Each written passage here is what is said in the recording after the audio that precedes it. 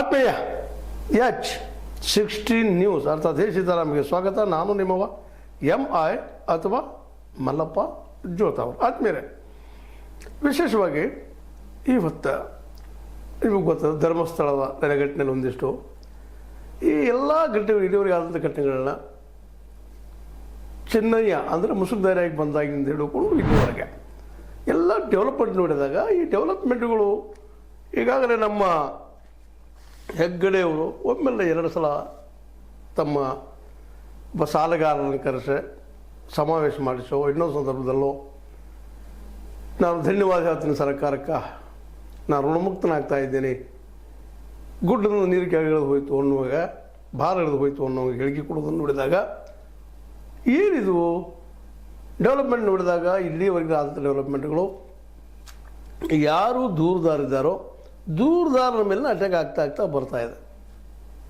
ಇದು ಭಾಳ ಮಹತ್ವದಲ್ಲಿ ನಾವು ಗಮನಿಸಬೇಕಾಗಿದೆ.